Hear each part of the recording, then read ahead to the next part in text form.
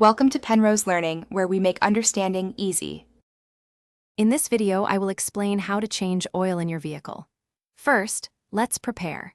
Gather your essential tools, including a wrench, an oil filter wrench, and a drain pan. Make sure you have the correct new engine oil and a fresh oil filter. Always park your vehicle on a level surface and engage the parking brake for safety. Allow the engine to cool down for at least 15 minutes before starting. Now, let's drain the old oil. Locate the oil drain plug, usually found underneath the engine. Position your drain pan directly below the plug to catch the used oil. Using your wrench, carefully loosen and remove the drain plug. Be cautious, as the oil might still be warm. Allow all the old engine oil to completely drain out into the pan, which typically takes about 10 to 15 minutes. Next, we'll replace the filter and plug. Use an oil filter wrench to remove the old oil filter. Before installing the new one, apply a thin layer of fresh engine oil to its rubber gasket.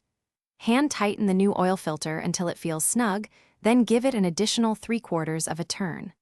Finally, reinstall the drain plug securely into its opening, being careful not to over-tighten it, which could cause damage. Finally, let's add the new oil and perform our checks.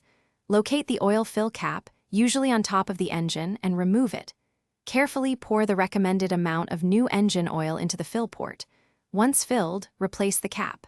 Start the engine and let it run for about 2 to 3 minutes.